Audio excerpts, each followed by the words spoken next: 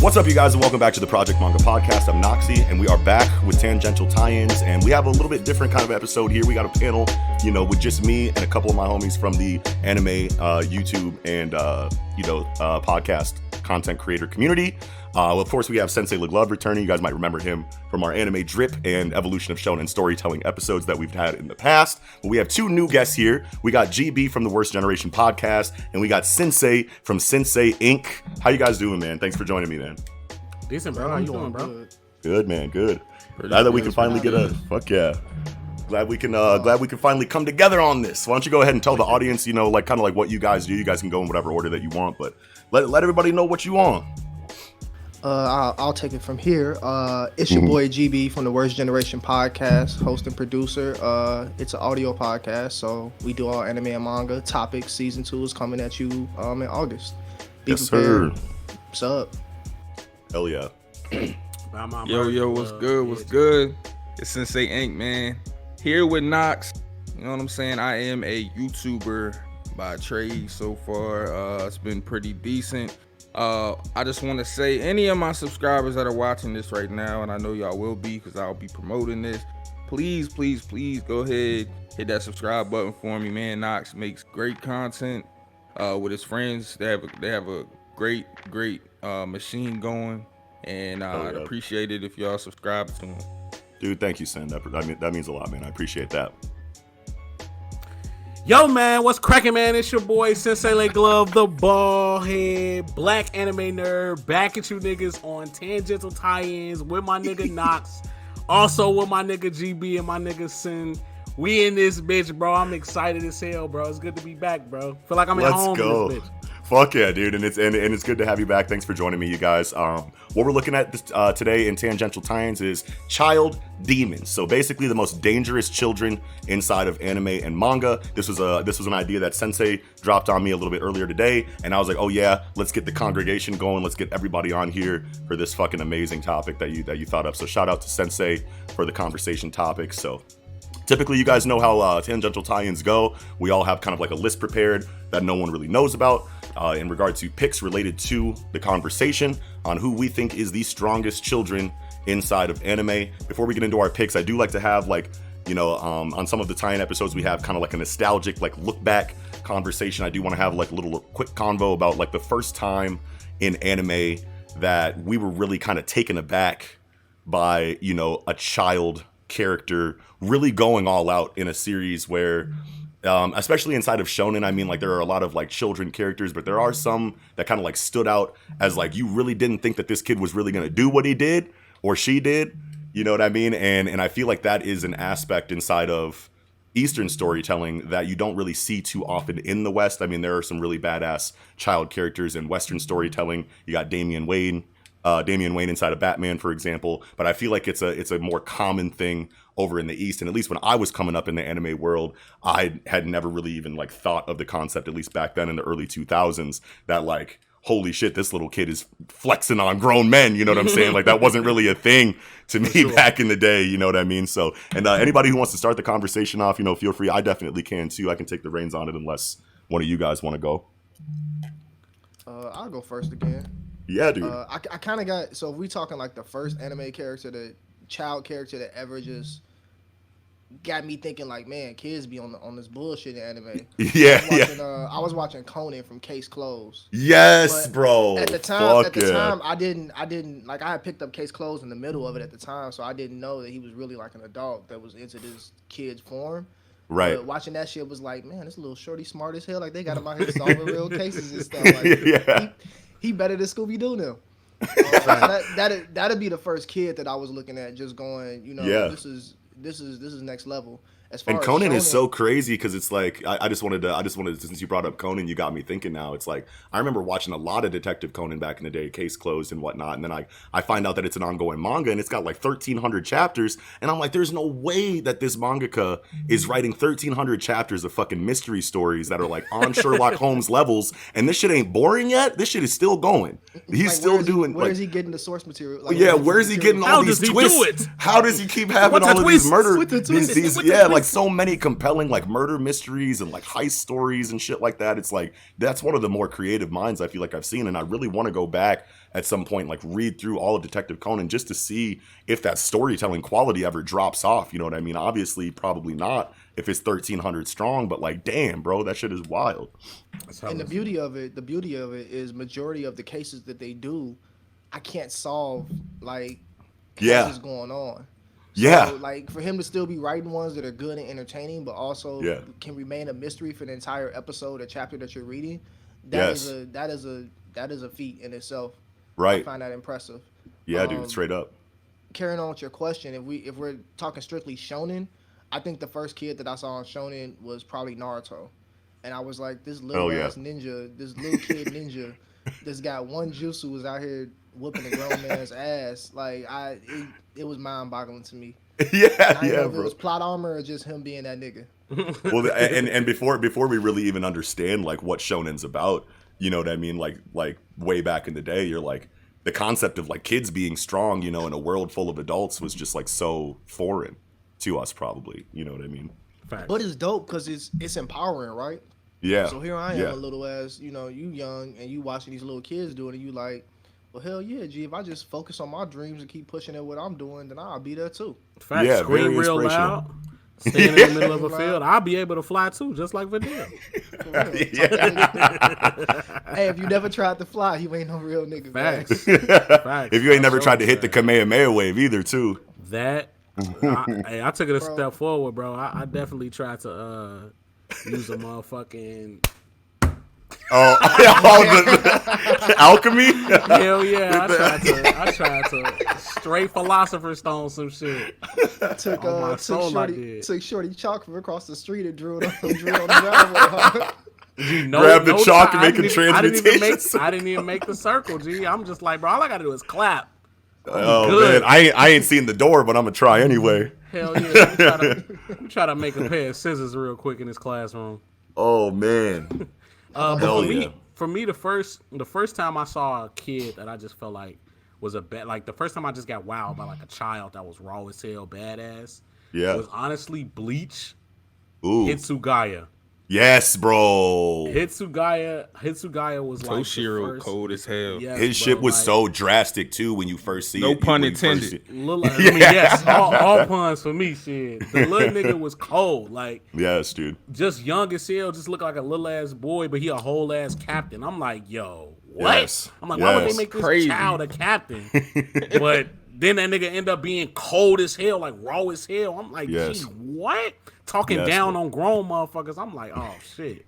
This is different, bro. This is fucking different. You just don't get shit like that in the West, especially, you know, like when we're younger, you know what I mean? And that's kind of like just like the recurring theme, you know, this conversation. I'm having so many like nostalgic memories of the first time I'm experiencing anime, and there's so many things that the East does so different from the West in their storytelling, and it's like that could be an episode of its own. You know what I mean? Like the difference between fucking like anime and cartoons. We should really run that back one of these times. That shit would be fucking sick. Facts. Hitsugaya, man, wow, dude. And I remember back in the day too, like I just remember like being like really like I felt like I had like a really strong ice affinity. Like I'm going through like Yu Yu Hakusho, and then like in the Saint Beast arc when he fights that Chinese like influenced, you know, like Saint Beast character that's got like the ice and shit, and then he goes into the dark tournament and he fights Toya, and Toya has the fucking like, you know, he like freezes his arm and turns it into a sword and shit. I was like, oh yeah, I'm an ice dude for sure. I was like, I'm an ice dude for sure. You get Hitsugaya in the mix now. Like that. I feel that, bro. I feel like niggas be picking elements, bro. I feel like that's a thing, bro. Cause I'm a lightning nigga, bro. Like, so I be feeling that shit, bro. And my brother, he fuck with fire characters. So I think like people be doing that, bro. I don't know if I know Knox said he do it. I don't know if Sensei and I'm a fire nigga, bro. I feel like naturally you just gravitate type towards of fire one. type of anything. Yeah, you just gravitate towards an element. Yeah. When I was really young, I was a water nigga, and then maybe around like when I was like 12, 13, I transitioned to fire, and then Yeah. I've been a fire nigga since then. Hell yeah. Yeah, I feel like the fire characters Hey, transition. when the go Fire hard. Nation attacked, B. Yeah, and the fire or the Zuko that's a might have good been point. the nigga that brought me over to the dark side, B. Zuko had me hooked on the Zuko Zuko be shit going was crazy. drastic, bro. Yes, yes. He And be you talk heavy. you made a good point though, GB, about how like you started off with like one like element that you kind of gravitated towards and then like changed later. I feel like that transition for me was kind of a little bit more seamless because before going into anime, I'm coming out of like kung fu movies. You know what I'm saying? And there's always like the Bruce Lee, like quote, like water, be water, my friend, be formless. You pour water into a bottle, it becomes the bottle. You pour water into a cup, it becomes the cup. You know what I'm saying? Like, so I'm like, so and then that goes into like Cowboy Bebop, and you got fucking Spike, that's like Bruce Talking Lee about be fluid in Cowboy. when you fight. Yeah, you know what I'm saying? I'm like, oh yeah, I'm a water cat, and then all of a sudden, fuck yeah, dude. And all of a sudden, it goes into Yu Yu Hakusho, and now all of a sudden, I'm an ice cat. You know what I'm saying? So it's like, yeah, fuck yeah. All right, Synsei Inc. What was the first time in your anime experience that you witnessed a cold-blooded youngster go crazy for the first time that it really wowed you? So this pick is like also one of my picks, so I won't go into too much detail because I will once we get to the picks. But Yeah. Gohan. Yes, bro. Gohan, man. I won't go too far into detail, bro. But man, that Cell Saga, bro. Yeah, dude. Man, Shit was drastic, man. And it just shocked me. Yeah. It shocked me because no one was ready Gohan, for as that. everyone knows, Gohan isn't as similar to like Saiyans because he is half-blooded. He's more of a pure heart. He doesn't really like to fight unless he has to for his friends or family. So seeing him turn up like that, Yes. I was just like, yo. Yeah, and especially because over in the West, at least for me anyway, like we kind of got Dragon Ball Z first, you know what I mean? And like we didn't really have, and like when you get Dragon Ball Z first, and like I'm pretty sure it wasn't until the Cell games that I realized that there was something before this that like I could always tell, like in the storytelling, I was like, I feel like we're missing something from this story, you know what I'm saying? Even starting Dragon Ball from the beginning and going through it, I was like, I feel like there's some untold story here that I'm either going to get later or that's already been there. And then it wasn't until like the Cell games that I found out that there was a child Goku story, before this. And so like when you're going through Dragon Ball and you're in the Cell games, and obviously like Gohan is kind of like underperformed to a certain degree up until that point, and then he really like came into his own there. And I mean the rest of the Z fighters are all grown ass men, you know what I'm saying? Like obviously Chaozu is some other shit, but like you know what I mean? What the hell he is. Yeah, but definitely, I mean, especially because Dragon Ball was like my first major anime, and that was actually what I was going to say as well, is that Gohan was the first time that that I really saw a child character in anime really wow me. So that's actually perfect. We can kind of like share that part in this Gohan little like was on my beginning. list too. Hell yeah, The fuck. crazy- How can he not be on the list though? You know what I'm saying? The crazy thing about Gohan, like I read Dragon Ball before I saw Dragon Ball Z. I think I remember you saying that when I was on your show. Yeah, so many people that, like so many of my friends that niggas that would never watch Dragon Ball Z or anything, would never watch any other anime, they were into Dragon Ball Z. And I feel like Gohan was the first character that all of these kids had ever seen that's a kid like them that they was really relating to. Yeah. And that set Gohan up to be the biggest name in fiction that any of us had ever knew. And for him to have like that downgrade, or what we perceive as a downgrade, as you go forward when he becomes Great Saiyaman, like it makes me wonder if we had experienced shonen before that and we were used to like child characters doing what they do, will we have put Gohan on such a high pedestal for what he did in the Cell games? That's actually so much from him. That's a really good question, because I honestly do feel like his character kind of got hoed for like to a certain degree, because it's like it was stated that though. See, like me, this the thing with me, right? Like him becoming Great Saiyaman makes perfect sense for his character. It's just the execution of how he went about doing that for Gohan is what I feel like is the problem.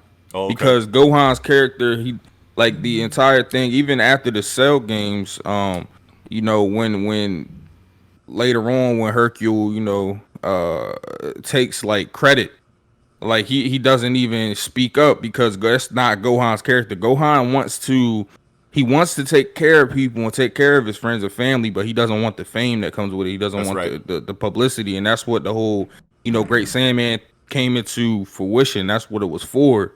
So I like the reasoning for it. I just don't like how it was executed. I don't really like. I don't know how he could have changed it, or even or made made it like better. a different plot point for Gohan to do what he wants to do. But so it's kind of like a double-edged sword for me, because it's like I understand 100% why this happened, but like none of us really like it. And I remember like point, go ahead, GB. Yeah. To your point, speaking to the execution, for me, Great Saiyaman feels like a gag character, which is like a gag identity of Gohan's, which is so far from what I really like, where I thought Gohan would progress. I have no problem with him being a superhero, if a mass superhero. That's not an issue for me. But like him becoming like this semi-gag character, it didn't work for me. Yeah, and I feel like because it didn't work for any of us. Well, I think it was because of how much comic relief he ended up becoming in the series. I was getting hella Hercule vibes. Yeah. You know, I feel like a lot of the reason why, we kind of like feel cheated out of that Gohan progression is because of the way that the storytelling had kind of hyped him up until that point. You know what I mean? Because at the beginning of his character arc, he's more of like a bookworm, he's more like a scholar, and he's more like based on his studies. But then like as time goes on, he starts seeing more and more of what his father does, and now he starts to understand the responsibility of having Saiyan blood, and he knows that he has to be a fighter because the world depends on his strength because he's so much different than everybody. So you see him coming into his own as the series progresses, and then you start seeing him get feat after feat and all this progression until we see him in Cell games, and then we see him come back as Mystic Gohan, and then like when he starts scraping Boo, you're like, finally, this is the moment we've been waiting for since Cell games, and then he gets hoed in the Boo saga. Yeah, you know what I'm saying? And then his character like kind of like starts going like he got whooped so bad it was kind of like Hulk versus Thanos. You know what I'm saying? Like he was like, wait a minute, maybe I just need to be a family man. That really hurt. That really hurt me, bro. And like it's just. It hurt me so much because, like you said, there was so much hype around him getting this training to get his, his mystic mode. Like he was going to take over for Goku eventually. With the Z sword and stuff like Super that. Saiyan. Yeah. And then then it happens, and it's just a letdown again. It's like they gave him Toriyama gave him a mix of that Vegeta and Yamcha treatment. No, dude. And because he Yamcha was such a serious character in Dragon Ball, and then he kind of like took this arc where he becomes like this secondary kind of gaggish type character. Yeah. And then Vegeta is still a serious character, but he has to get hold for story, and that's kind of where like Gohan ended up in just that one shot from Frieza. That was it for me. Yeah, they tried to like, but that's my thing. His character is super. That's my thing, G. Like it was stated. Toriyama was saying like after the Cell games, he was either gonna end the story, right, or let Gohan be the main character. Yeah. But so many people was like, no, it's all about Goku. Yeah, Goku's that nigga. Yeah, like, we've been following him since the '80s. Yeah, so. That was basically why he had to do that shit. Which brings me to a point before we move on that a podcast mentor brought to me. Yeah.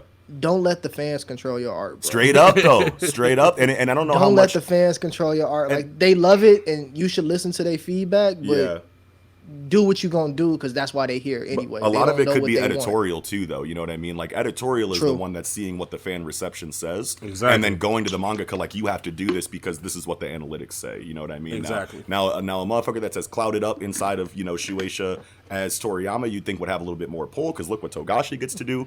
You know what I'm saying? Look what you know what I'm saying? Like Togashi just be like, leave me alone. I'm gonna drop my little volume every 2 years, get this yen, and go back to Dragon Quest. You know what I'm saying? Like they don't really be on his heels. At least it doesn't feel that way. But I mean, I don't know. Maybe Toriyama has a little bit more of a responsibility because of how legendary his series is. I'm not 100% sure how it works over there, but yeah, I feel you on that though, GB. But great conversation though at the beginning of the episode here, kind of like going back in time a little bit, like we like to do in these tie-in episodes. But getting into the topic at hand, getting into these. Wait, we need your character though, Knox. I kind of shared it with Sensei. Oh, you shared Gohan too? Yeah, my first one was Gohan too, and you want to know what? There's gonna be probably a lot of times throughout this conversation where like we don't know what each other have chosen, but I bet you there's gonna be some overlap. You know what I'm saying, of our picks, and if that's the case, we'll just fucking we're gonna have a powwow anyway. Yeah, you know what I'm saying. So for sure. So we can just come together on that. But yeah, who wants to go first, man? Who wants to throw the first pick out there, man?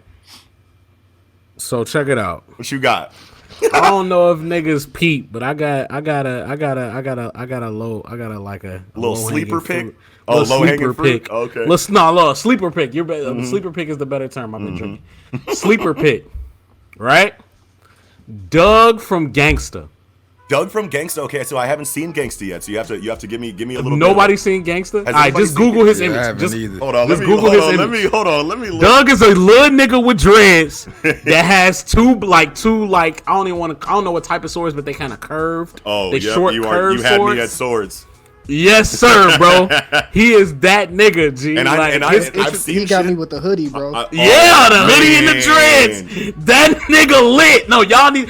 Gangsta is a cold ass 12 episode anime. I've seen clips from it, and it looks like it's a bunch of grown ass men. So is this, bro? If you could just watch Doug versus Nicholas, bro. Okay, you could just watch that. Say less. Doug Say versus less. Nicholas is perfect. Say but less. yeah, Doug is Doug is bag, that nigga, G. Like, wow. look, he's an assassin working for this opposing organization. Yeah. But without getting too spoilery into Gangsta, it's like the organization. He's basically a gun for hire. Oh, okay. Type of situation. Right. So, he's a gangster. You know.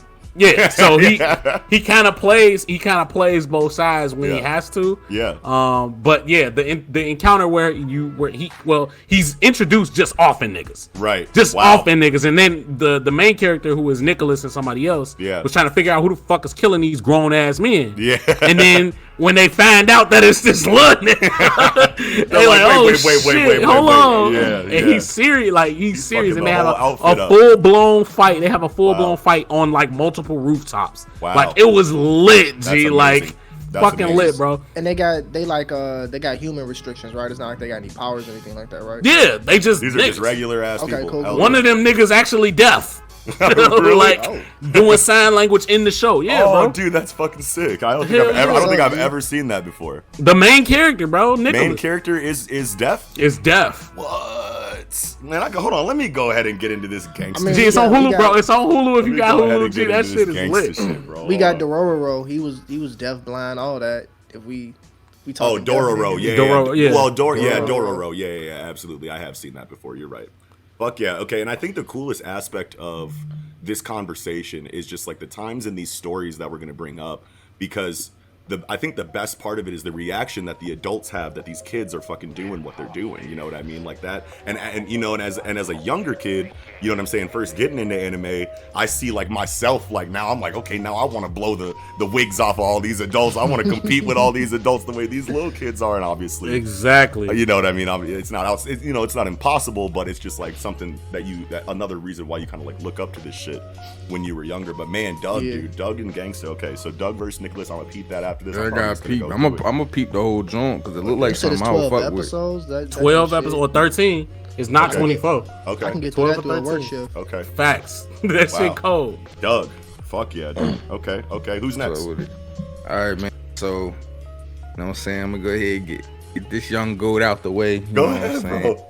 Got my nigga Norman from Promised Neverland. Bro, fuck yeah. I have it, bro. I have him on my list too, bro. Woo! I got it on my list too. Mr. Norman. Yo, the first time I realized that this nigga Norman was that nigga, bro. Yes. Is when Don and Gilda, when they recruit them. Yeah. And they're trying to find out if either one of them are the traitors. So he does the whole thing with the rope. Yes, bro. And he plays this nigga Ray like to a the fiddle. left, to the left, bro. Oh my god. Oh my god, dude, boy. When he did that to that boy. Yeah. That was. Yo, when he comes up to him and he says, "You're the traitor," I said, "What?"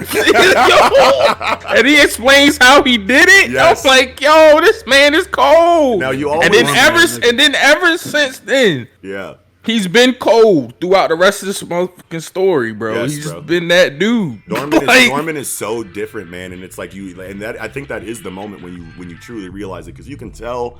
And I mean, like, they set that precedent in Promised Neverland that, like, you know, Norman is clearly the smartest. Emma has the best physical capabilities. Ray is kind of like, you know, somewhere in between. You know what I'm saying? You could tell that he was an intellectual cat too, but he wasn't really on Norman's level. But at the same time, he was lazy. Yeah, I think he was like lazy justice. Yeah, exactly. And he was the one that was keeping up the closest with Emma. But like while he was like trying to find ways to like chase her and like kind of like cut her off at the pass, this motherfucker Norman's already at the finish line. Like, what's up, Emma? Tag. You know what I'm saying? So like it was a really cool relationship that they had there. But like Sensei was saying, you really didn't know how different Norman was until the rope scene. Yeah, dude. Fuck yeah, dude. Norman was so good, and especially going into the manga like after that. Before we talk further about the mangas, everybody caught up. I've read the whole thing. I wasn't going to go into spoiler territory because I know Sensei is an anime only. And I don't know exactly. Are we gonna chill then? Yeah, we're gonna. We can be vague with it. Yeah, absolutely. But there's a lot, well, actually, let's see. What is the fucking anime cover? Oh yeah, because they do escape from Gracefield House. They leave. Oh, so we can't say nothing, bro. Yeah, we can't say nothing, bro. But hey, you know, and I know. But yeah, that this man Norman cold, bro. Yes, and just to make sure that there's no spoiler action anywhere. A lot of it has to do with what he did, kind of like behind the scenes before he got sent out. So it's not like major spoilers like in the later stages of the series, but like. That motherfucker Norman was on business before he left that motherfucking house. I'm telling you, bro. When you see, I'm telling you, bro. You gonna be like, he cold, bro. That's all I can say about it, bro. He's really that dude. He was my favorite. He was my favorite character, bro. Yeah, and he gonna keep being. That nigga is keep cold, bro. Yo. And I love how we are all coming to this conversation with characters that represent different kinds of capabilities inside of these picks. You know what I mean? Because it could be very easy for us to just choose the strongest, child characters. Yeah, because when I went through my list the first time, bro, I was just picking strong motherfuckers. But then I was like, hold on, man, because other niggas kinds are strong of strength now. Other things. Yeah. Wow. So I had to put Norman on there, but I think the next season is gonna cover Goldie Pond, so I'm super excited for that. That shit's gonna be drastic, bro. Motherfuckers are not ready. Fire. That's gonna be fire. They're not ready for Goldie Pond for sure. Absolutely. Sure. Great pick inside of Norman, bro. GB, get in your bag, Brody. So I'm gonna keep with the trend I got. I went with Conan. I'm gonna do another character that's different from just being flat out strength, because I got a lot of those, but I want to get into them later. Hell yeah. I got Shiro from No Game No Life. Yes, sir. Okay. I really fuck with her intelligence, her cunning, like her logic, her ability to make calculations, and then really execute on that shit. G, that shit is unmatched in No Game No Life. That's the little sister of the main character. That's the little sister, bro. Okay, I haven't seen all of No Game No Life. I think I've seen like two episodes. I wanted to put Shorty from that last game where they was like had to play like basically paintball. I forgot her name though. Yeah, she was cold too. That's the one that really sold me on her, because like her performance in that game, I'm like, bro, you a bad bitch. And like really not trying to spoil it for Noxy G. No, really, it's all good. Go ahead, bro. No. I'm definitely if everybody's seen No Game But Life but me. Go. I'm really not that big into. I don't really care about spoilers. Yeah, I'll watch it anyway. There's one game they do where it's a virtual reality world, and that's the one that really sells her character to me, because it one shows the amount of trust that Sora has in her, has like a performer and an executor on the team of Blank. Yeah. And then two, she just gets in her fucking bag, bro. She's like 5 steps ahead of everybody else for the rest of the game. Yes. And you really don't even see it until the end. And when it all happens, bro, it unfolds. Yeah. And she's just like, yeah, I've been playing at this level. And Sora's like, yeah, she been there the whole time. Y'all been tweaking. And that's always like the best like way to like go about it too. Especially like when you have, I feel like female intelligent characters are like super underrepresented. At least like as far as like female characters that are the smartest in the series, I feel like you don't really see that too often. I'm not saying that it never happens, but I feel like that's really rare. I can't really think of too many times where a female character is the most intelligent character in the series. Like it is an off thing. It's usually like you see like the male. Yeah. And also with Shiro, I think I found myself at times like being a little off put by her character, by how they like objectify and sexualize her, like looking at my pants. Yeah, that's kind of like what turned me off from the series. The first time it's a little strange because they're brother and sister, right? They are, and that's what. So now you got incest going on too, and it's like. And beyond the incest, she's 11 or like 10. I'm telling you, G. In No Game No Life. Fuck all of that. That show. Once you get past that, it just take it as the trope that it is. Yeah.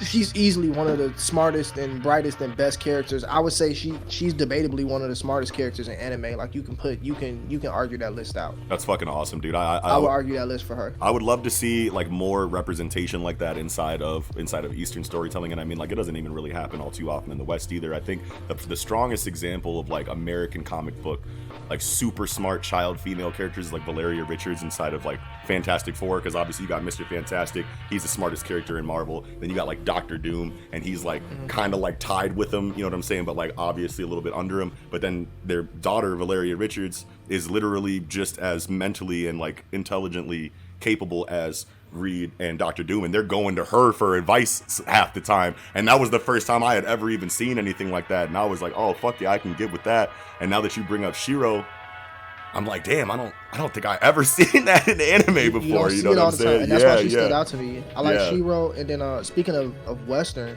I don't know her age though. What's Ironheart, the new Iron Man? Oh, Riri Williams. Riri. Yeah, Riri. Yeah. What's her age? I think she's like 15.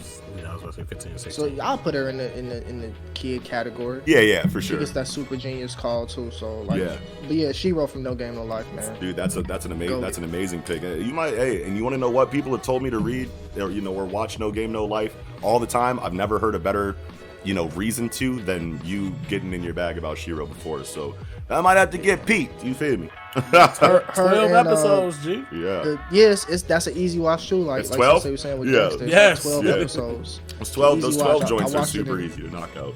I watched it on a road trip or some shit. Fuck yeah. Got half the episodes out the way on a road trip. Like, it's easy money. Hell yeah, dude. Fuck yeah. Okay. So what is me? It's on you. All right. Well, you know where I'm going. I'm surprised ain't nobody.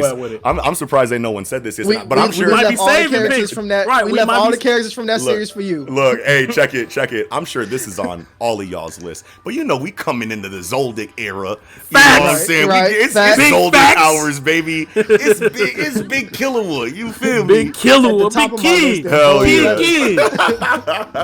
Fuck yeah. And Killua was like the first time that, like, obviously Gohan was the first time I'd ever seen it, but Killua was the first time I ever hardcore from sun up to sundown. I will never stop standing Killua to the degree that I do. You know what I'm saying? He the GOAT. He really is my favorite. And after we done talking, I got a question about a take that one of our pods mates had about Killua. Okay, I can't. Okay, stop, man. Don't even do it like that, bro. What is that? Keep it within the team, bro.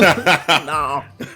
Actually, it's finna be on global radio come Friday. Oh so yeah, I guess it don't matter. I'm down to talk about that. Fuck yeah. But go ahead. But yeah, man, I don't know. Killua was so cold-blooded, bro, and it's like Hunter x Hunter was such a different series, you know what I mean, that I had ever experienced before, and it handled the tropes that I've seen in other anime before so well and so differently that, like, when I seen this like kid assassin character archetype, inside of Killua, I was just completely blown away, because when he's introduced in the Hunter exam arc, he's like, what's up, I'm Killua. He's riding a skateboard. I'm already fucking with you. Only nigga on the skateboard. Only nigga on the skateboard. Only motherfucker, you know what I'm saying? White hair, obviously. All right, I'm with you there. White hair, like, I'm really big into white-haired anime characters. And his voice actor, all that shit, everything just like gravitated me towards him already. I was already fucking with him. And then he's like, I'm an assassin, by the way, but I don't really want to be an assassin anymore. So that's why I'm like kind of like out here looking for a friend. And I was like, okay, so he's gonna be the soft, you know what I'm saying? Like, he ain't trying to kill nobody no more, you know what I'm saying? But he's quick to turn the fuck up anyway. And I was like, oh no, we ain't getting no kind of like, it's not like he's not fighting with himself. Like, he's doing it for Gon. It's not like, because he'll kill anybody at any time. Like, that's the thing that I love the most about his character, was that he still will really rip your fucking head off. But he's like, okay, now that I got a friend, I should probably chill. He just didn't want to do it contractually inside of his family anymore. Mm-hmm. That's the whole aspect of I'm an assassin and I don't want to be an assassin anymore, because I've seen that before. And people have a change of heart, they're contract killers, all of a sudden they, like Rurouni Kenshin, for example. Mm-hmm. You know what I'm saying? He really don't want to kill nobody no more, but Killua just don't fuck with his family no more. And I wasn't ready for him to kill people the way that he did, like when he gets Johannes, the fucking like serial killer inside of the Trick Tower. inside of the hunter fucking exam heart art, out? rips his fucking heart out and fucking puts it in the Holding that bitch. Yeah, exactly. Wait, no, he was holding that bitch. He's like, well, it Talking happens. about smiling at him. He's like, It happens. is this yours? It happens a little bit differently in the anime than it does in the manga, because in the manga he rips his heart out, and then Johannes is like, huh? You know what I mean? And he looks over, and it's like, you know what I mean, in his hand, and then he's holding it. He does the cold-blooded ass stare, and then Johannes is like, give it back, and he like goes to reach for it, and in the manga, Killua crushes it in his face, and then he fucking dies. In the anime, he wraps it up in the piece of the shirt that he ripped off when he ripped his heart out, and then he dies, and then he puts it in his hand. I don't know what's more ruthless. But I don't know what's more ruthless, giving it back or crushing putting it. a nigga heart in his hand, that's kind of hard. Like, after he dead. Yeah. That shit crazy. I'm having a hard time with this one, bro, because lately, and this is just a little off topic, but not too off topic, but lately, my girlfriend is like a Killua stan, like, to the point that it's just ridiculous. So I've been giving her a hard time about Killua, even though I love him. So I've been hitting with that bullshit. Been calling him trash behind the scenes and all that. Don't do it. Let her stand. Let her stand. That's a bad take. You gotta let her stand. Listen. Everybody knows I love Killua, but when I'm talking to her, it's like, okay, I get it. Because she be going too hard, bro. Yeah, like to the point I'm just like, yo, babe, all right, bro. Okay. He ain't in all that. He's the GOAT. Like, all right, like. But nah, Killua is a different nigga, bro. I feel like he's on my list too. I'm sure he's on everybody's list, like you said. But yeah, man, that motherfucker, man, is cold, bro. But I think throughout the story he had moments, bro. Yeah. But like, I like the sentimental moments too, though. Yeah. With Killua, especially the hospital scene where he realized like he's the only one that can save Gon. Like that shit was real deep. It's like, and that's why I fuck with his character, because it's like he has these badass moments, you know, but he also has like good writing too. He's a well-written character. Yes. He's not just like a meathead character. He's like, he has those meathead moments. Yes. But he has great writing behind him too. And he's going through this change. Probably one of the best. Yeah, like he's going. Hunter has a whole lot of well-developed characters. Yeah. He's top 3. Yeah. Easily. He's like the entire story. He's progressing. Like. Yes. And it's just like you can see the changes in him, and it's just like that's what I love so much about Killua. Yeah, that he can be this cold-hearted, cold-blooded assassin, but also, you know, have a soft side because he met a friend for the first time, right? That he feels close to. Yeah. Also, and like by the end of the story, it's like Gon and Killua are like they're brothers to me. Like they're friends, of course, but it's like they're family. You know, so and it's so crazy as you like explore more of the. Sorry, GB, I just want to say this real quick. It's so crazy as you explore more of the Zoldyck family, because you see these qualities inside of Killua that are relatable, and it starts making you like question yourself almost to a point like, why am I relating so much to contract killers? You know what I mean? And like Killua kind of like is like, you're like, okay, Killua was the anomaly here. You know what I mean? But then as you learn more about the Zoldyck family in general, you see that Silva's actually an amazing person. And then you see Silva's that like, my favorite character. Yeah, and then and you see that Zeno, you know, Zeno might be the coldest one in the family, but then like, you know, you're like, okay, so obviously he's the pinnacle of this like philosophy that this family has, where it's like contract killing all time, be a machine, fuck humanity, fuck friends type shit. But he's cool with Silva, who's cool with Killua, and then you get the Chimera Ant saga where they go to invade the fucking, you know, royal ant base, and then he sends the dragon dive down and accidentally hits Komugi, and then he quits the arc. He was like, you didn't tell me she was going to be here. I just killed somebody, I think, for the first time that I wasn't paid to. He takes his job so seriously, and that's just like an aspect to the like. And that really makes like like made me think, that moment made me think like, man, do these niggas don't like not kill niggas regularly? Like, you know what I'm saying? Like, have they ever, like, if a nigga ever like really approached them on that bullshit, do they really like try to talk him down like they like he tried to do Chitu or whatever the fuck? Yeah. I'm like, is that just happen? You know what I'm saying? Because they assassins. There's probably a whole lot of motherfuckers that got money on their head. Yeah. So it's like, do you really, you know, I don't think we should do this. Like, let's just not. Is that how you approach anybody that you ain't paid to kill? I never even thought about that. The thing that makes Silva so cold, and like him representing the family, is that you get that sense of honor and that sense of code from him, and then you find out that really permeates throughout the family, because you experience it through him. And then when you see the grandfather come in, Zeno come in, and do that, you like, oh, like this shit is everyone. But like Togashi, to get back to Killua, Togashi really snapped when he put that type of duality in a child. Yes, bro. That's within the story. So like you see these subtle moments where you've got Killer with a contract killer, and even as far back as like the hunter exams when he's on the skateboard and he really wants to be a kid and wants to like have these moments of pure joy and compassion and sharing, and he sees Gon is running, he's like, oh, well, this kid is running, I'm gonna run with him. I'm gonna be a kid with him. And so he hops off the skateboard and runs with him, and you like get these moments throughout the whole show, and that's what makes him so relatable, because we all have that duality within us where we find ourselves, especially as kids, we're like, man, I'm finna blow this whole bitch up. Mom got one more time to say something to me, G. Oh my God. And I'm losing my mind. And then you got moments where like you want to be with family, bro. You want to be eating good food and laughing and telling tales. G. Killer brings that to you. Wow, in the story. dude. That's so true. That was so well said. Fuck yeah. And I think the most compelling thing about Killer was writing is that although everything you said is definitely a factor, he still have moments where he's fighting the urges of like his indoctrination and training into this craft or into this profession or into this upbringing that he has, where he has those malicious urges to take his frustrations out in ways that he only knows best, which is to murder people. You know what I mean? And like you see that on the airship when they're going from the Trick Tower to Zevel Island to do the fucking tag.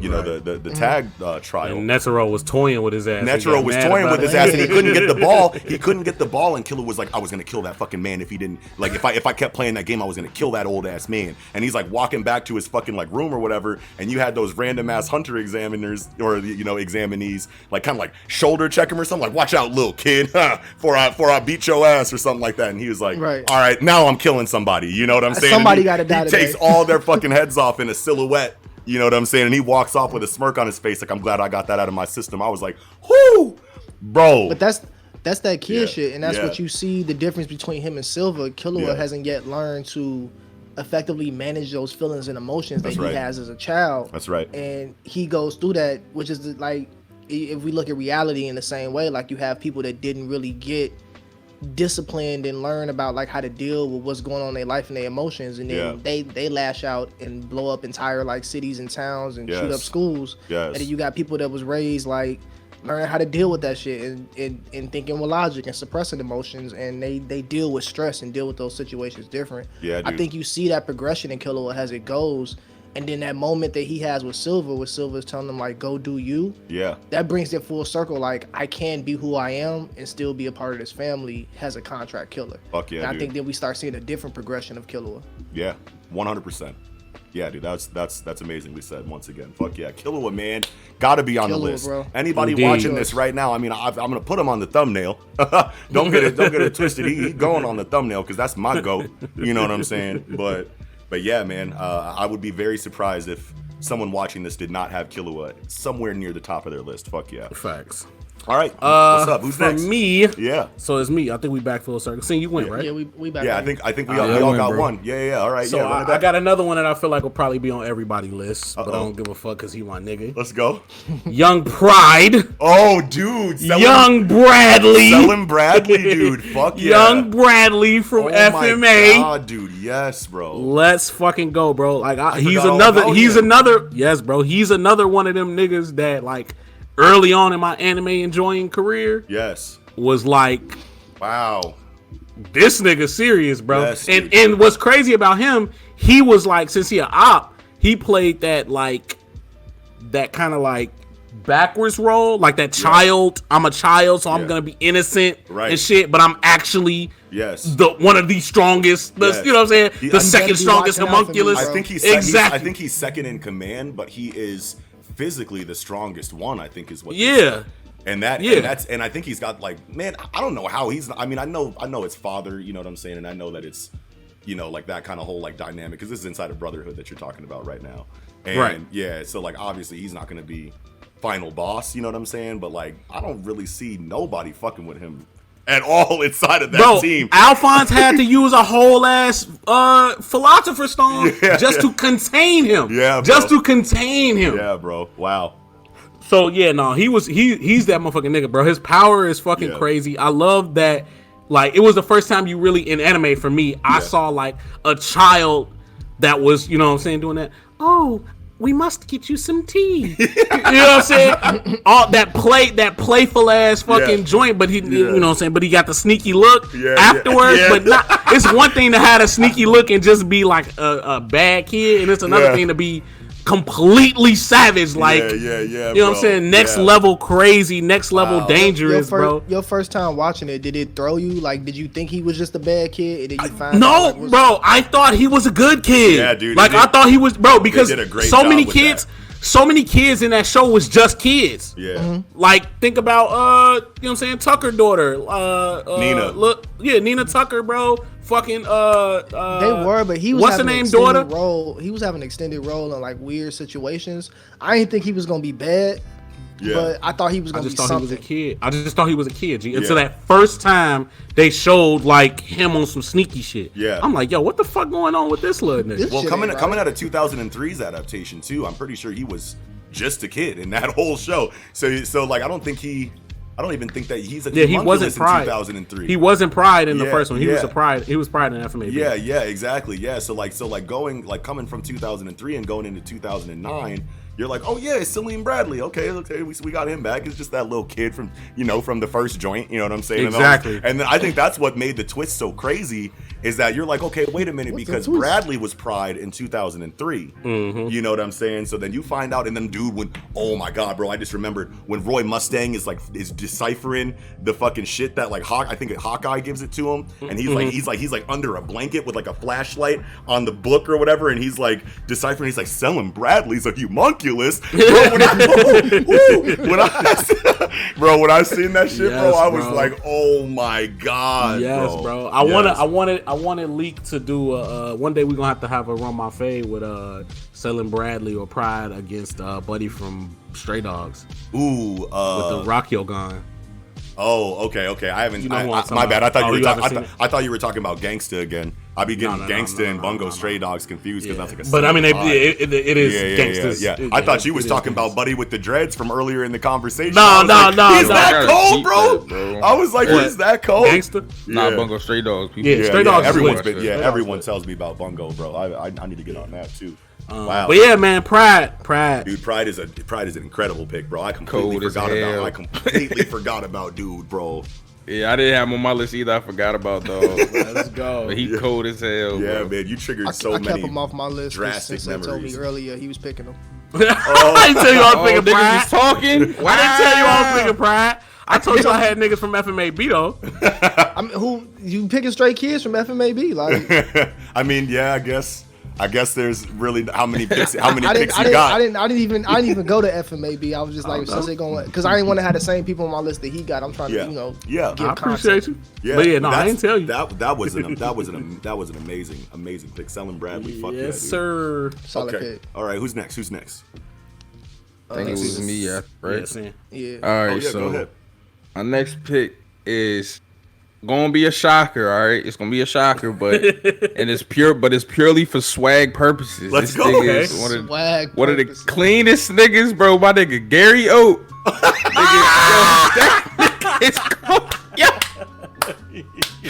Yo, listen, yo. Gary G. Bro, I wasn't ready for Gary, bro. Listen. Oh my First God. episode, bro, pull up in the car with straight bitches.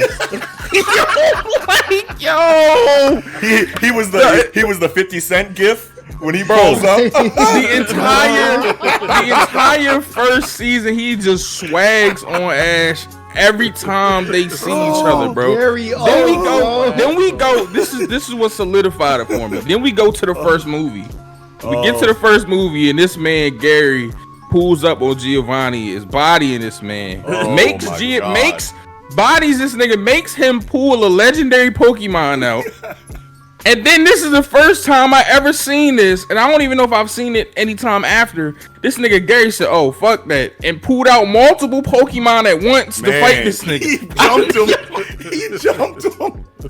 Yo, that's like, bro, for pure swag purposes, I had to put Gary Oak on the list. So good, bro. That is amazing.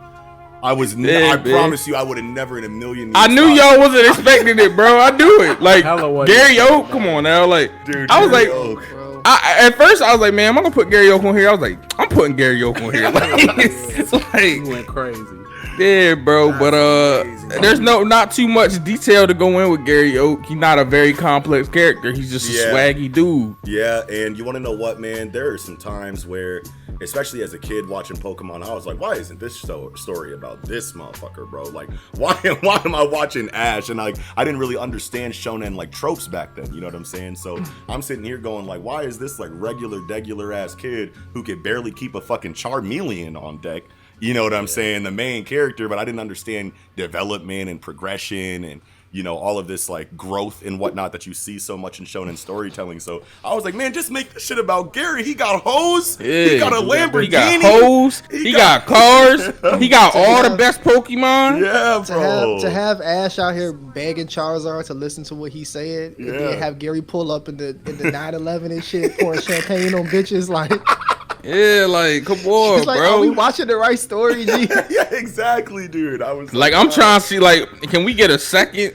Can we get like a second view of this show? Just Gary's perspective. And you want to know what? Actually, in the very first potential supporting character spin-off stories episode that we did on this channel, I think I brought up Gary Oak for this reason.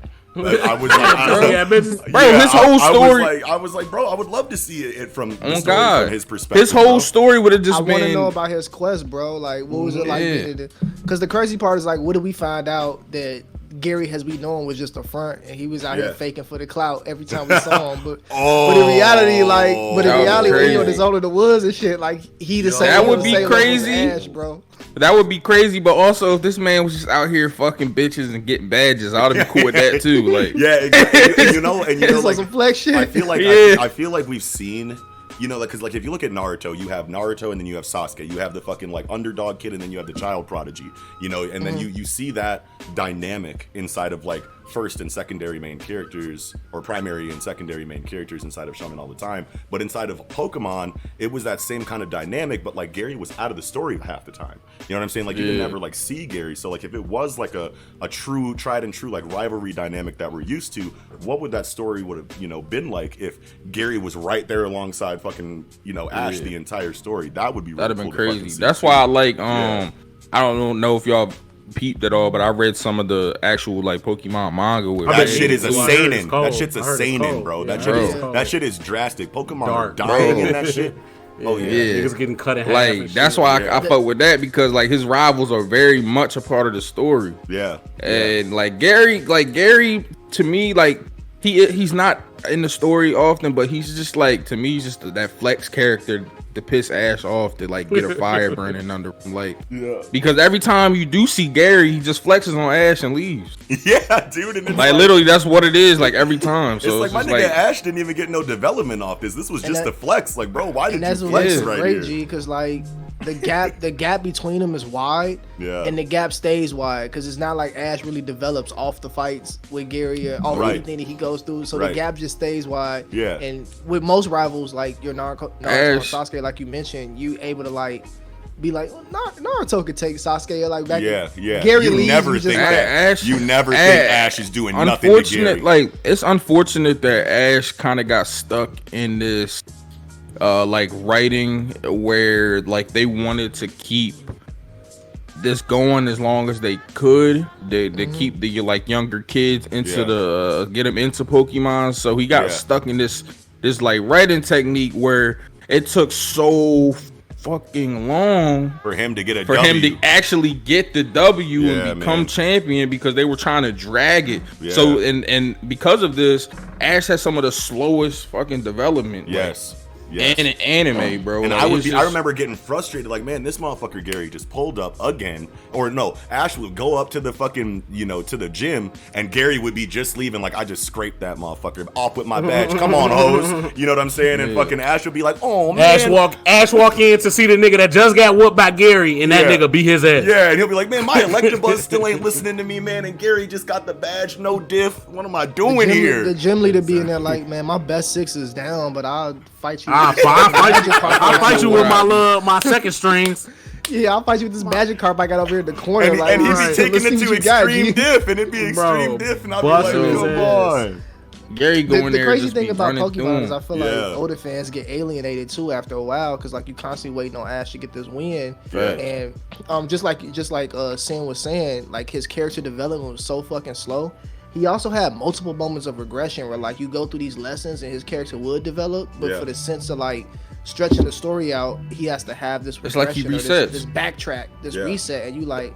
What happened annoying, to the fucking, bro. Like, That's why every season, bro. Episodes, bro. They do that shit every season. They reset this dude. One bro. step forward, 2 steps back. And then on top of that, bro, it's like we could go on like we could slander Pokemon all day. We don't have to, but it's just like he gets his reset. He doesn't, for some odd reason, he has all these strong Pokemon and doesn't use them. Yeah. When he gets to a new season, which is another thing that they're doing to regress his character to keep this story going. Yeah. And then there's so many times where he should have won. Like, bro, when he didn't win in Sinnoh, bro, when he beat Paul, like he beats Paul, which is like, in my opinion, which is my opinion, the best. That's one of the best Pokemon matches I've ever seen. Like, was that him with the Infernape versus? Yeah, that was like one of the best matches like that I've seen, bro. When he goes against Paul.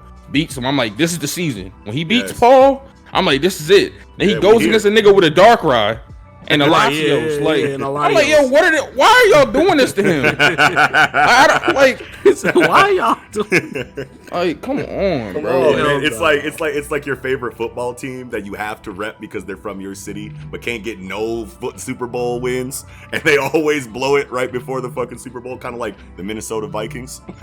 Exactly. That I gotta rep every fucking year.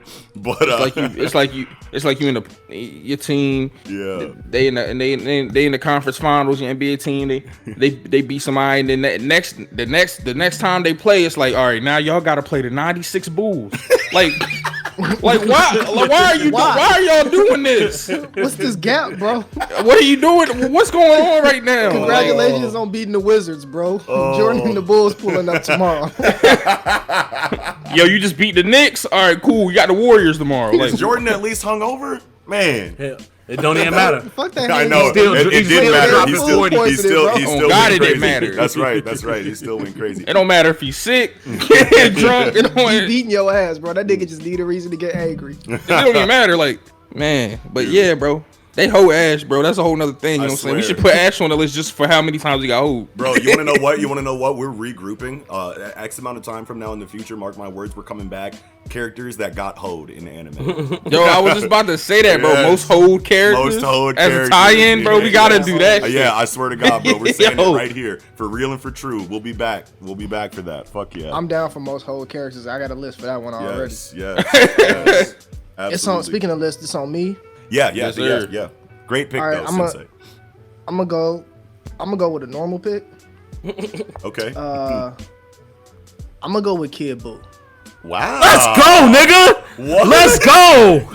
That nigga hundreds of years old, but let's fucking go. I mean, so wait, because I got a couple people on my list like this. Kid Buu, wow. I like it. I like it. I love I got a couple people on my list that are actually much older than what they are, but they present as children, and I want to know if that's okay if I use these people. Yeah, dude, I don't care. I just was talking shit. Bro, hey, his name is Kid Buu. I ain't gonna pull the flag. I'm about to say we already brought up his guy. He like 3,000 years old. That's right. I got Kid Buu on my list. I don't need to say much except like total fucking anarchy, bro, destruction, and the pure joy of just beating ass. And that if you don't love Kid Buu for any other reason, bro, you just gotta love his energy that he brings to the fight. Laughing at your ass mid-fight. Beast mode. He laughing at you. He love this shit. He do this. Like, that's the nigga you hit in the face and he be like, yeah, I like that shit. I like that shit. Exactly. It's like, I don't even want to fight you no more. You ain't supposed to like this, G. Yeah, my God, Kid Buu is he the one nigga blew up the earth off GP. Yo, imagine this fight. No hezzy. Bro, imagine this fight, bro. Imagine Kid Buu versus Kenpachi Zaraki, bro. Yeah, bro. That would be fire, bro. It would be cool to see, but man, it's like there's gonna be so many people watching this that just go Dragon Ball scaling is so much more drastic than Bleach scaling. But I'm with you, Sin. I would love to see that. if it wasn't like such a Dragon Ball Z is untouchable unless it's Saint Seiya Omega. Man, fuck that shit, man. Like Omega. Or whatever the fuck they be watching. Just in the sense of them fighting, like fuck all that power scale and shit. Yes, their personalities. They would be in love with it the whole time. That shit would be fire, bro. That would be amazing. Fuck yeah, dude. This nigga Kid Buu blew up the Earth off GP. Now, how many Dragon Ball villains have said, "I'm blowing up your planet" and didn't get and to then do it in that and then moment? This motherfucker does in that it, moment, bro. Yeah. Buu was so lit just from like everything. Yes, Buu was everything. Buu should have been it. Since the beginning, bro, he made fucking Vegeta blow himself up. Oh my god! Came back like I'm hungry, bro. Turned everyone into eggs and chocolate. Yes, bro. He actually is the villain who does what he says he's going to do. Ate his own master. Then when he became like Super Buu, killed everybody on the planet. As soon as he transformed, let me come. I'm finna come to y'all and kill everybody else except y'all. I think that's so y'all know I'm real. That's the first time in Dragon Ball Z that I was like, yo, how are they gonna beat this nigga? Yes, bro. exactly. He was one of the smartest. Maybe since Frieza, I felt that way during Frieza. But the thing about Buu is, I liked every transformation, every version of Buu. Yeah, I didn't feel that way about Frieza. But once Frieza got to his final form, I did have that same feeling. Like, how the fuck Goku gonna beat this nigga? Frieza? I mean, like, with Frieza for me, bro, I felt like a power up incoming. Yeah, but with Buu, it was different because they had been through so many power ups, and then even Goku went Super Saiyan 3, and that wasn't enough. That shit wasn't even enough. I was like, yo, that's why for me it was like, yo, how are they about to beat this nigga? And the thing about Super Saiyan 3 was that, like, with every single transformation that we saw up until Super Saiyan 3, there was some kind of previous dialogue that hinted at that transformation. Hell with Super Saiyan 1, it's a myth. That's not a real thing, but we know the whole arc that was all they was talking about. Yeah, exactly. Then he goes Super Saiyan 1. And then, they're talking about transcending beyond Super Saiyan 1, so we know that a Super Saiyan 2 is coming. Then they reach Super Saiyan 2,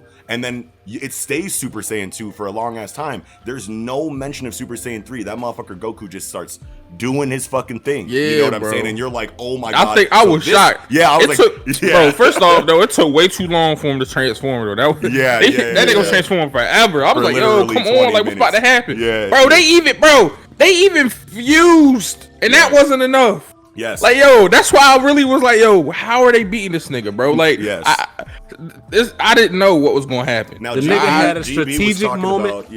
Oh, no, go ahead, Sensei. Y'all was just saying, the nigga had a strategic moment. He dipped out, regrouped. All right, let me grab both these niggas. Grabs them, beat the shit out of Gohan. I was mad about it, but that nigga smart, bro. Yeah. Then Goku pull up with Vegeta. He like, oh, all right, fuck, y'all ain't finna jump me. Let me get this nigga now. Gets Gohan. I'm like, yo, this nigga is I feel Sensei too, bro. He beat all them, like, all they powers, all they Sensei. Forms. He offed all of them niggas. I'm like, gee, there ain't no power up, there ain't no form y'all can do. Mystic Gohan, Man, Majin Vegeta got body. Majin Vegeta got smacked back to base. He blows up when he blew himself up, like Sensei said, and that wasn't enough. I'm like, yo, what is going on? Like, right. And now, like GB was saying, when like Frieza, he had like a what are these motherfuckers gonna do when Frieza was there. But like when Frieza happened, that was like, I felt like I was first starting to like really understand like what anime storytelling kind of was, and I knew that the good guy always had to win in the end.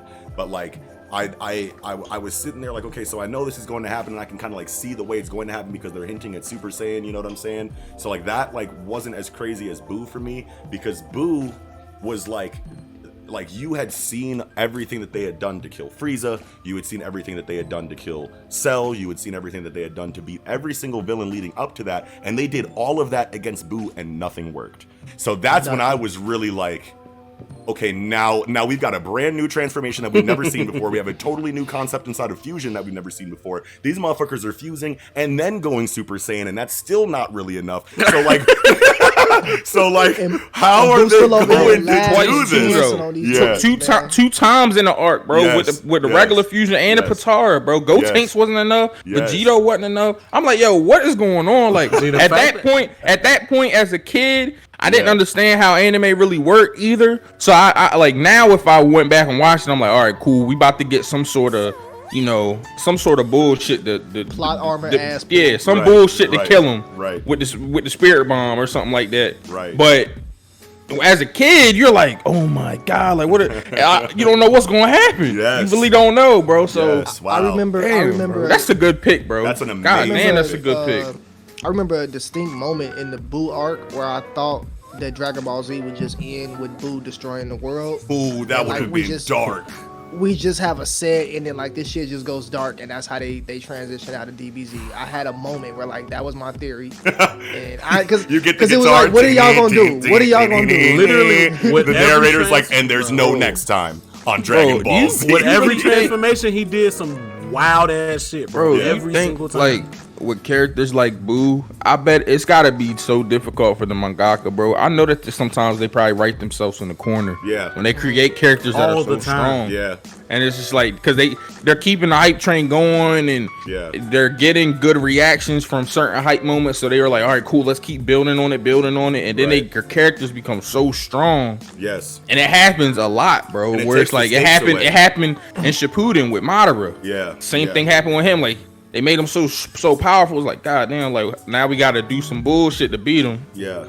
And that happens a lot, bro. And I understand, it's got to be tough, bro, because like you don't want to stop the momentum, right? But then it's like, how far can I go before this gets too much now, where I gotta put some plot armor in to defeat him. Toriyama is the most impressive, like in this regard, because like the first thing I want to say is that Toriyama really only planned to write up to the end of Frieza, and that was going to be the end of his story.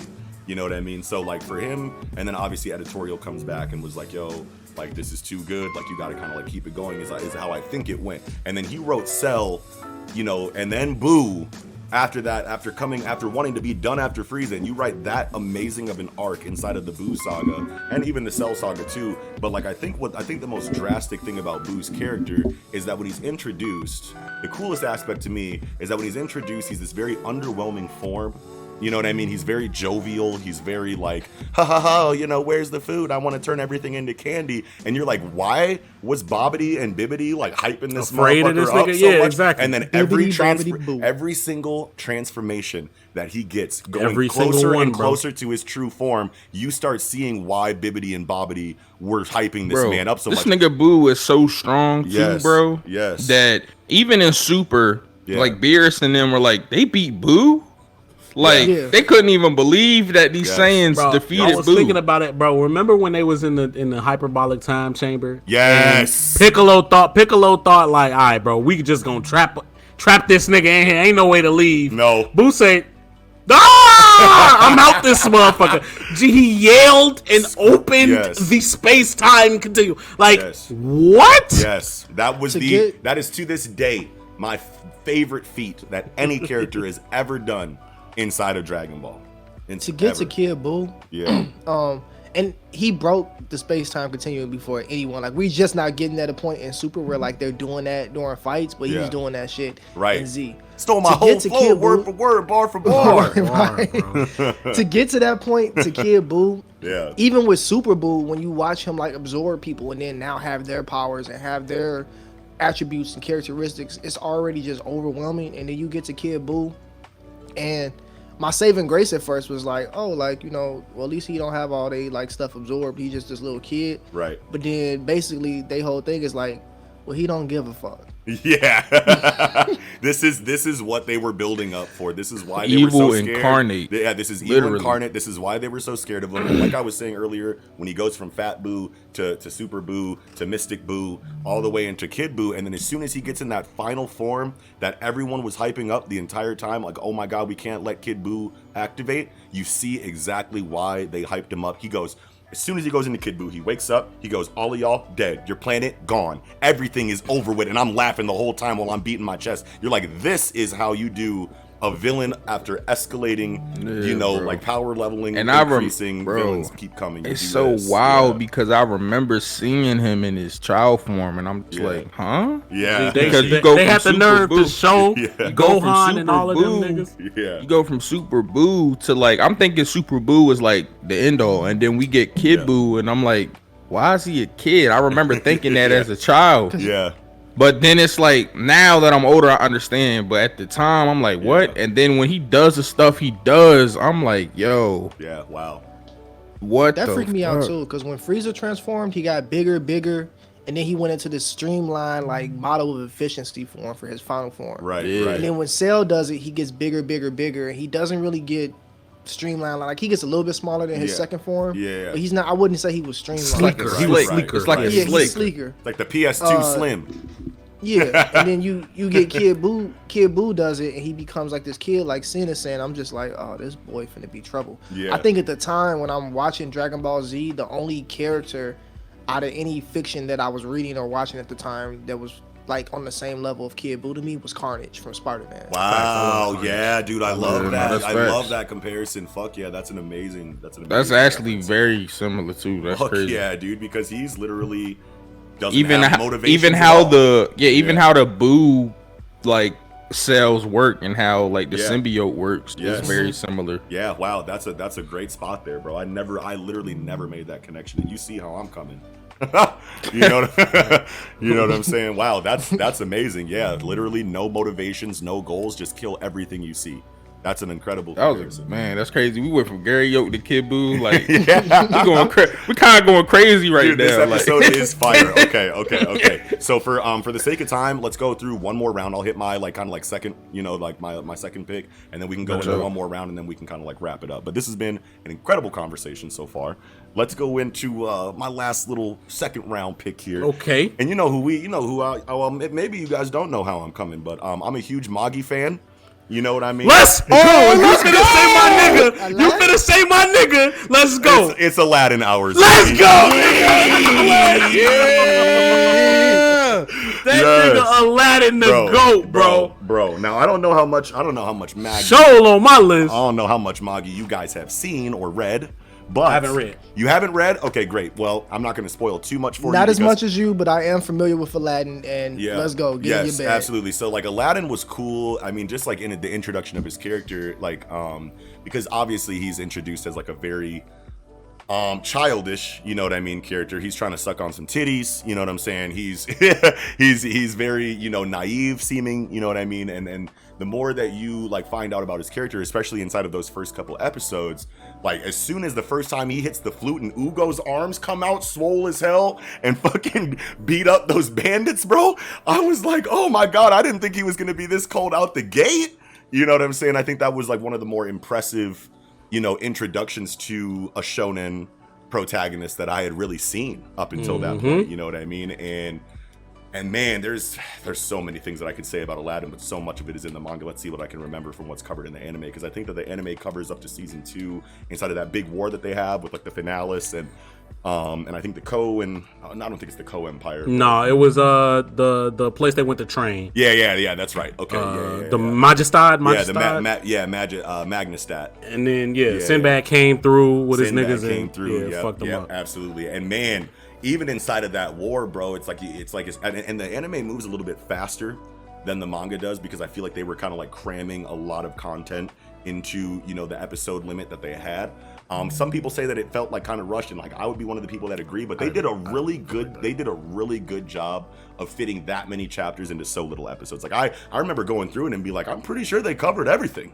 You know what I mean? Like I didn't really feel like it was really missing too much, and that kind of blew my mind. But man, like just seeing him like raise the golems in the war, bro, like having all the fucking Ugo like rock clones and shit like that, and I'm like, I did not expect him to perform as well as he did inside of that war as he did, you know what I mean? And it all makes sense, like when you think about it, and then obviously you get information later that really confirms all of, really your suspicions from the beginning of the series. Like I said, I won't really go into it, but there's so many, and there's one feat that I wish I could fucking bring up right now from the manga, but man, you want to know what? All I'm just going to say is Aladdin's the GOAT. If you haven't seen fucking Aladdin, or if you haven't seen M.A.N.G.A, watch the fucking anime, then read the manga. But if you're going to watch the anime first, then read the manga, I would highly suggest that you watch the anime, then go back and start the manga from chapter 1 if you have the time or the patience, because that is just a completely different experience inside of the manga. Otaka Shinobu's an incredible illustrator and writer, and you just get so much more, I feel like, depth inside of the individual characters that I feel like they may have cut out, or at least didn't go as in-depth on in the anime for the sake of time. But incredible series. I don't know if you guys have anything you guys want to say about Aladdin personally, but You guys might have I seen. love that nigga. Yeah, you guys might have seen the anime a little bit more recently I'm not as than deep me, as you, but but I fuck with his character. I'm not as deep as you, but you pretty much covered everything I know about him. Hell so yeah. I don't have much to add. hell yeah. I love how dope he is. I love Yeah. that he's like a legendary nigga. Like he's a M.A.N.G.A, right? Yeah. So he is a M.A.N.G.A. Yes. The only other M.A.N.G.A we know of is Yes. another badass. You know what I'm saying? yeah. Kid Yeah. that's raw as hell. So just knowing that M.A.N.G.A, I mean that Aladdin off GP just has the potential to be at least that nigga. Yeah. You know what I'm saying? But he's the he the protector, so you just Yes. know he's gonna be even better than that. Yes, bro. Oh my god, I can't wait till you guys read that shit, bro. Straight up. Fuck yeah. Okay. Yeah. I mean, I don't know. It was on me next. So Yeah, all right. yeah, So absolutely. Go ahead. I'll clean it up. I'll finish it Final out. round. You niggas wasn't gonna hit the last of it if I ain't give a JoJo reference up in here. Hey. Okay. So, what we got? So I got the kid Death 13 in this bitch. Wait. Hold on. Let me look. This He was motherfucker up. a literal baby. Wait. A literal baby. Oh, But Death 13, JoJo. Yes, A sir. literal baby's name is Death 13. Why am I Well, not no, that's seeing his stand. JoJo? That's his stand. That's his stand's okay, name. Okay. That's his stand's name. So the stand is a baby or the character? The character is a baby with a stand called Death 13. Why am I It's not a villain. watching JoJo, bro? Bro, I don't know, bro. Why am I not? Dude, this shit looks crazy. This stand was actually pretty fire. Yes, sir. I was Look gonna at troll this you. baby. I was gonna troll you. This I was is- gonna this troll is you and Buddy? hit you. That's the baby. That's Yep. the baby, bro.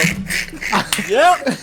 Pull up the Yes, stand sir. too. He looks Pull up the- devious, bro. pull Look up at the that. stand. Look They all at do, that. bro. Look, hold on, bro. Pull up the stand. Buddy, go. Hold on. Yes, sir. Wait a minute, I Motherfucking need- Grim Reaper. Dude, that's him. Hold on, I'm about to pull So up check- this one too. Yeah. That's So, the like, one. Wow. The best part, two things, Sensei. The best part about part 3 to me, because the secretary got me really into spirituality and like tarot cards and all that, was like to have the stands related to tarot cards and me knowing the meaning and like the background of the tarot cards and then seeing that told throughout for the stands in the story. That meant a lot to me. Hell yeah. Even if I didn't fuck with the episode in the stand, that part of it was still cold as fuck, and Araki was in his bag because, not really a spoiler, but the card that represents, it is a spoiler. I'm not even gonna say it, bro. It is a spoiler. But go Once you ahead. watch G. it- Huh? Yeah, no, you want to know Talking about what the- spoiler unless for you're who? about to say Dio's power. So like, who are you trying No, to not well, the spoil? card- the 'Cause if card- it's in the the card anime, that it's fair represents- game. The card that represents these. I can't because it's a spoiler. If I hold explain on. what it is, it's a spoiler. So wait, bro. who are you spoiling? Like, who would it be a spoiler for? Because To people that haven't watched 3, because if I Oh, tell you what part the, three. how the, Well- what the tarot cards mean, see, that's fine. Then- It's a tie-in episode, and it's like anything that exists in an anime is fair game. You know, like close your ears if you don't want to hear this. Like, Okay, spoiler, fuck but- yeah, we're about to So- spoil JoJo Part 3. Yeah, so that's if you fine. do Yeah, go ahead. if you do like tarot cards, the cards that represent Dio and Jotaro are really like reverse opposites of each other. And depending if you get them cards upright or reversed on how you pull, those cards can mean either or.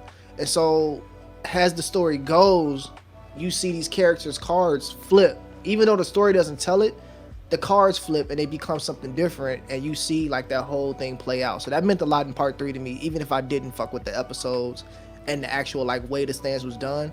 Having that background, Araki was in his bag. Oh yeah. Number 2, So- I was gonna troll your ass and put the baby from part 4 on my There's a list. baby in Hell part no. 4? How many babies? But is that in baby this motherfucker? trash. That baby That baby trash. trash as fuck. That baby trash, though. Sensei and put the baby on the list. Nah. How The many baby from babies Part is 3 in lit this though. shit? So yeah, no. So check it out. Death 13. So Yeah, the go stand, how the stand works is, so this baby is a villain. Okay. Yes. This Wow. baby works for Dio. Oh my god, bro. So this JoJo. baby was sent to kill the fucking crew, Jotaro and them. Yeah. So how the stand works is Death 13 only activates when everybody around the baby is asleep. So it basically infiltrates their dreams in the connected dreams. It's Freddy Krueger? Yes, bro, and Yes. kills them. Oh. If they die in the dream, they die in real life. Why am Yo, I that's not, fire, Why am I bro. not Yes, watching bro. I need to get on JoJo? part 3. See, I watched Yeah. part 1 and 2, and I stopped at 3 because Well, some you stuff tweaked. came up. But I got If to you- peep this. So you only 3 is like know of halfway Hamon good energy. in my you don't book. know about stands. Yeah. 3 is like halfway good in my book. If you push through 3, I feel like you're gonna at least like half the season, and that gets you to 4, which is perfection. Wow. The funny part about what Sensei is talking about with this baby literally sets up and paints the picture of how you're gonna understand this power system going forward. Wow. You get the new power system, but everything literally flips and turns once you get to the baby. Like that opens it up, and now the power system. Because it ain't just about like who can punch more or like who got the stronger, who's faster. Hands, bro.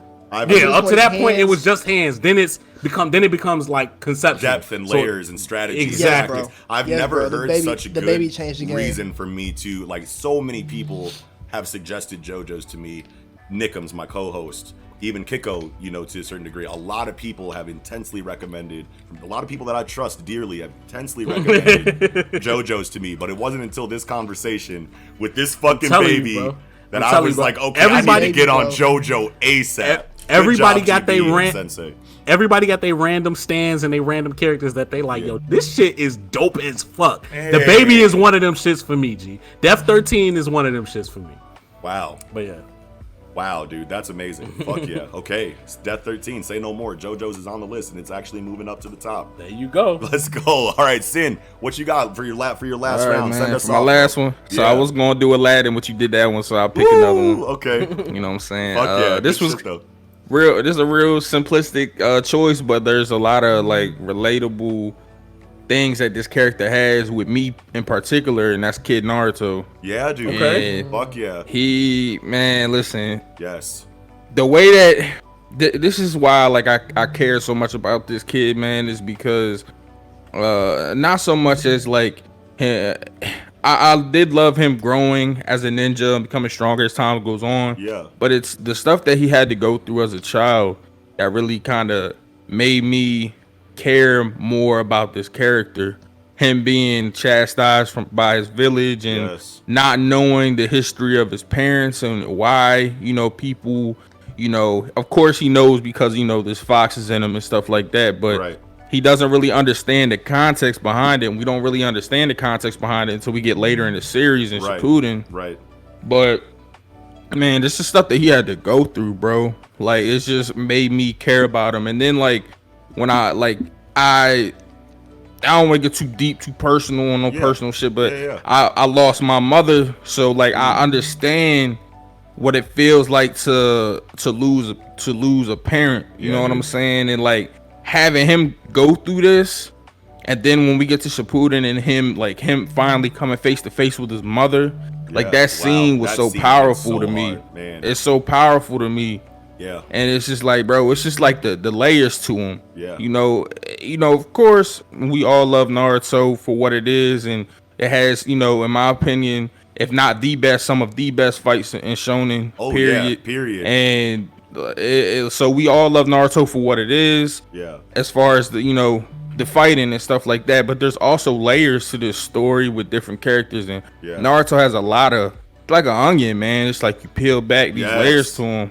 And it's like, I just really, man. He's like you bringing up the Kushina like scene, like always gets me like, bro. Both of them always scenes, gets like my eyes like kind of scratchy. And if you guys, you want to know what? If you guys want to, audience out there, if you guys haven't seen our hardest hitting emotional scenes in anime and manga episode in the tie-in series, I would definitely go peep that, because when this Kushina scene comes up on that conversation, I feel like we all actually cried. Like I don't, like no one like started like sobbing, bro. But like you could tell that motherfuckers was like, okay, hold on, bro. When I definitely gotta. I balled, bro. I balled because like it's crazy because I was catching up to Shippuden. Yeah. Like after like really close to after my mother passed.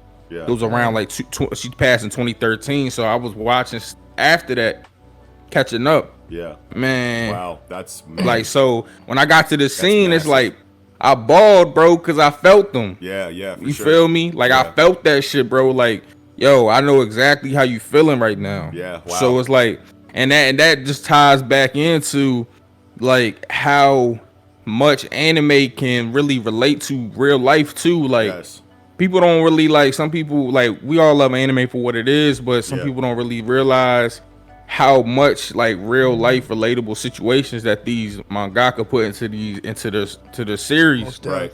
And you can like, feel more of the, you can feel like, especially like when you're comparing Eastern and Western storytelling, I feel like more so often in Western storytelling inside of superhero comic books, you have these relatable moments, but like you might not really feel like this is like actually coming from the author's personal experiences as much as you feel it over in the East. Like in the West, you might have a Western comic book author that goes, okay, this character lost his mother, so I'm going to write, you know, a really drastic scene, you know, about how much that hurts that character, what that did to that character, but it might not be real for, you know, that character. And I don't know Kishimoto personally. I don't know like what he went through, but if I did find out that he lost his mother, I would be like, okay, that makes so much sense with how well he wrote this Kushina situation with Naruto. They put these scenes together so perfectly. Like I feel like it feels like they are talking from experience. Like they went through these things. Like and I feel like that's why them shits hit so much, bro. Like as Naruto's going through this moment with Kushina, bro, I'm right there. It's like I'm right there with him. Yes, bro. So it's just like, and I love that, bro. Any series where I feel like I'm a part of it, if you can get me to feel like I'm a part of the series, like I'm with, you know, the main cast of characters, like I'm part of the crew, even though clearly we not. But if I feel tied to them, that's when you got me, bro. All great series that I love, I felt that in some way, like I'm part of this shit. Yeah, man. I definitely think I'm a Straw Hat. Facts, bro. Facts. I swear I'm on God, I'm a Straw Hat. Yeah, dude. Like that is probably the most relatable team. And the most, and it's like we've experienced so much with them, and there's so many chapters, and it's so team oriented, it's so character driven inside of the pre-time skip era of storytelling that like now that we're at where we're at now, we can look back at like East Blue shit. Whenever I got some East Blue shit like turning on, whenever I'm like I'm sit down and watch some One Piece, I go to YouTube, I watch a moment or a fight or whatever from back in the day. It's so nostalgic. Yeah, it's like I know it's like I know these people. It's like they're my friends. You know what I mean? Like that's how well those characters are written, and that's how much time we've spent with these characters. You could tell that maybe these characters all represent someone Oda really knows and cares deeply about in his own life. You know what I mean? They got to, because there's no way he could write them that deep. Exactly, like, to your earlier point, with Western fiction, I do most of like my dreaming and releasing from reality. So just like this could be the world. And even though most of Eastern fiction is like in these fantastical worlds where we're away from things, I find I do more of my like growing and lesson learning through anime than I do with anything else. And like not to say that there aren't lessons you can't learn from Western storytelling, and actually, not at all. And actually, just to like, I do want to say this for like Western comic book readers that could be watching this. I do want to make the point that I wasn't trying to say that Western storytellers can't actually have gone through specific traumatic events that comes through in their writing. I'm not saying that that's an impossibility or that you never see that, but I just feel like it just hits different in the East. So I just wanted to clear that up for any kind of comic book fans out there. I'm with you there too. That's what I'm in my comment section like, nah, bro, in Jeff John's Green Lantern, we got this. You know what I'm saying? I don't exactly. I was gonna say they're all like specific like stories that are told by certain writers that are very emotional and very lesson driven the whole way through. But then just overall, when I read through Western fiction as a whole, as I look across the landscape, I do more of my release from reality there. And I do more of my lesson and growing with like Eastern fiction. That's facts. The thing with Naruto hit hard because like saying I lost my pops when I was a shorty, and like watching him have that moment with his mom. I was going through, so I watched Naruto as a shorty. I watched Shippuden as a grown-ass adult. Like, I was out of college when I watched Shippuden. And I was actually going through this thing where I was trying to, like, deal with what I went through as a shorty with my pops that I never dealt with. And that moment with Naruto and his mom, like, forced me to sit down and, like, write out, like, what would I say to him if I was able to talk to him? And that shit was a huge moment for me. Like, a healing moment for me. So, like, I get those moments often in anime. And I don't always like, maybe they don't hit me the same way, but I don't always take them when I'm reading like my comics or doing anything like that. Yeah, absolutely. That's an incredible point. Holy shit. Naruto, man. And like just like kind of like deviating away from like the Kushina scene. Thank you for sharing that though, Synsei and GB. And as far as your relation to that, because honestly, it's things like that. Like everyone can say what they want about Naruto and say what they want about its storytelling quality after, you know, part 1, you know, or whatever. But like Kishimoto can write his fucking ass off. You know what I mean? And you can have your criticisms or whatnot, you know, with any part of the story. I have my own. But like if there's one thing that Kishimoto knows how to do really well, it's make you feel for these characters that are involved. It's basically like I feel like Naruto became more of a soap opera, you know, going into Shippuden than it like felt like in part 1, but like, and that can either have a negative connotation or a positive connotation depending on who you are. But like personally, like there are things that are great and, you know, negative inside of that aspect of his storytelling to me personally, but the scenes that hit and that are supposed to hit, they hit fucking hard. So whatever you want to say about the overall story, like whatever, but Naruto, it should be seen as a masterpiece through and through. So at least I think so anyway, from a constructive, like, you know, bird's eye view standpoint, you know what I mean? Yeah. Most definitely. But yeah, man, fuck yeah. Did you have anything else you wanted to say about Naruto, Sin? No, that was pretty much it, man. Okay. We all already know about all the you know, great fights in Naruto and stuff, so I don't have to go into that too much. Oh, yeah. I just wanted to talk about the layers to Naruto's character, man. Yes, bro. There's so many. He's an amazing MC and character in general inside of anime. Fuck yeah. Really, my only gripe on Shippuden, my main gripe is that we stifle Madara. Outside of that, yeah. I mean, I don't really like how like Rock Lee was kind of like handled, you know. Rock Lee, how Neji went out. Yeah, like, Neji, I got a big issue with Neji too.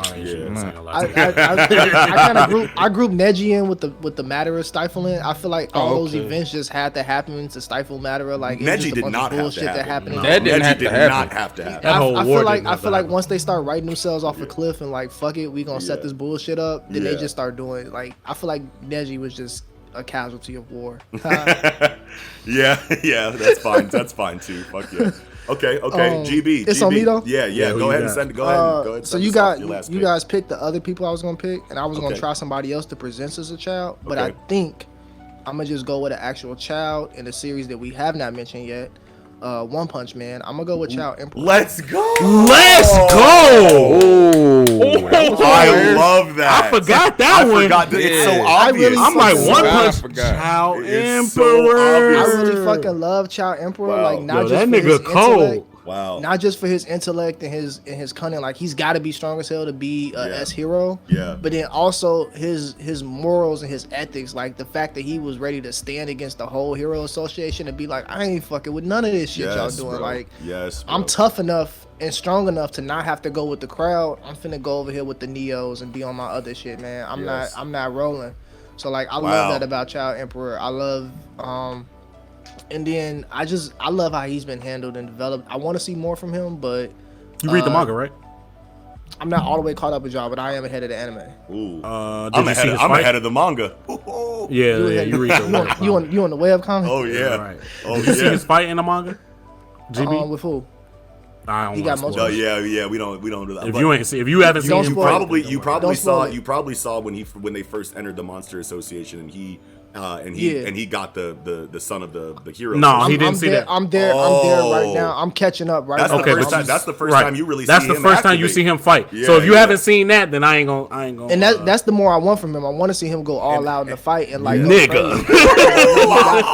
That's the only more I want. I love his creativity. Is definitely at the top of my he's at the top of my One Punch Man list. I love that nigga creativity. Like when you when you see him fight, like the shit he come up with as like his tools to fight with, you're gonna be like, hey, I fuck with this little nigga. You could tell that the author was like, I can't wait to show people this. Hell yeah, I can't wait to let this nigga go crazy. Knox, can you tell me, or we can talk after this. Cut this out. But I'm trying to figure out what's the chapter after Saitama after he kills the centipede. Yeah, where does it pick up? I think that's it's like the end of season 2, ain't it? I think it's like 80 or 90. Because I've been wanting to read it, but I don't know where to pick up. It's like 80 or 90. Well, Hold on. It's somewhere right around. It depends on what site you're using, right? Because, facts. Because I'm just on Shonen Jump. Will have. If you're on the Weekly Shonen Jump page, I'll give you that. If you're on the Weekly Shonen Jump site, I'll give you that chapter. But yeah, depending on what